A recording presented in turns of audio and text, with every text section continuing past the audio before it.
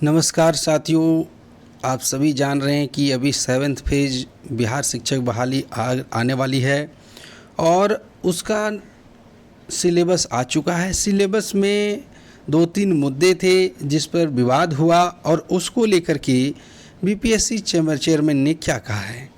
तो मुद्दा ये था कि उन्होंने इंग्लिश कंपलसरी को लेकर के क्या कहा है।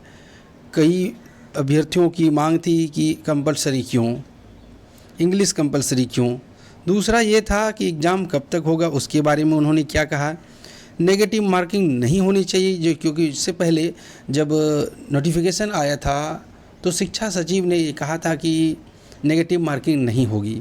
फिर अचानक से नेगेटिव मार्किंग का प्रावधान हो जाता है किसमें, तो आपके ये वाले एग्ज़ाम में जो 7th फेज की होने वाली है। तो इसको लेकर के विरोध प्रदर्शन हो रहा था और इसके और भी कई मुद्दों पर हम बात करने वाले हैं। तो चलिए शुरुआत करते हैं, अंत तक वीडियो को ज़रूर देखिएगा। क्या कहा बीपीएससी चेयरमैन ने नेगेटिव मार्किंग को लेकर के।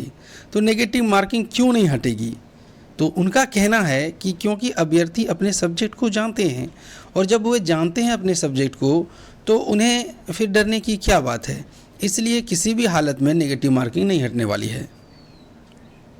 दूसरा, उन्होंने इस मुद्दे पर भी क्लियर किया कि सिलेबस में सीडीपी नहीं है। टीचर का एग्ज़ाम हो और उसमें सीडीपी ना हो, ये थोड़ा सुनने में अटपटा लगता है। आप कई राज्यों के उठा करके देख लिए, उसमें सीडीपी हैं, लेकिन पहली बार बीपीएससी ने ऐसा कर दिखाया जिसमें सीडीपी नहीं है। तो इस मुद्दे पर सवाल पूछने पर उसने ये कहा कि जब अभ्यर्थी सीटेट और एस्टेट देकर के आए थे, जो उन्होंने दिया था, तो उसमें सीडीपी पूछ लिया गया और जब सीडीपी पूछ लिया गया तो उन्हें उनकी जानकारी है, हम नहीं चाहते हैं फिर से वो दोबारा पूछा जाए।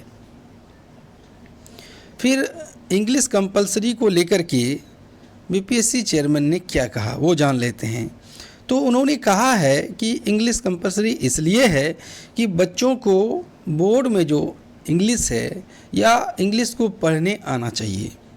चूँकि इंग्लिश जो है वो मेरिट में नंबर नहीं जुड़ेंगे उसका, मगर हिंदी और इंग्लिश दोनों मिलाकर के 30% अभ्यर्थी को लाने होंगे, तब ये पास कहलाएंगे। उसके बाद ही उसके नंबर को काउंट किया जाएगा अगले पेपर के।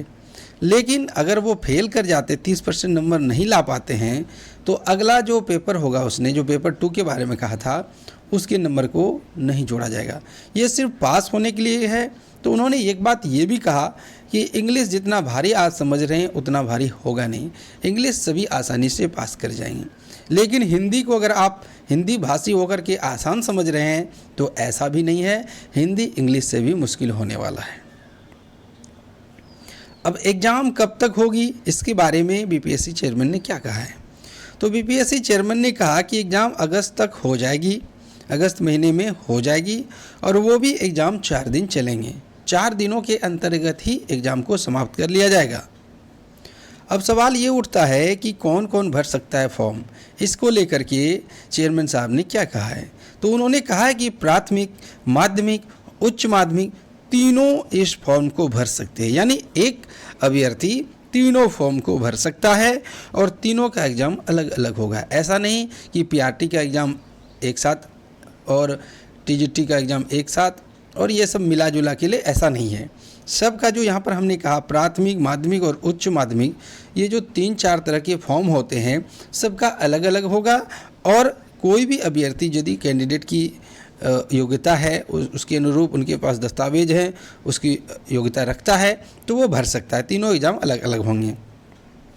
तो यही कुछ 3-4 मुद्दों पर उन्होंने बात कही, तो मैंने सोचा कि क्यों ना ये जानकारी आप लोगों को ज़्यादा शेयर किया जाए। तो आप लोग भी इस जानकारी को ज़्यादा से ज़्यादा शेयर करें। चैनल में नए हैं तो सब्सक्राइब कर लें और बेल आइकन को ज़रूर दबाएं। अगर कोई क्वेरी है तो आप हमें कमेंट कर सकते हैं। तो मिलते हैं अगले वीडियो में, तब तक के लिए धन्यवाद।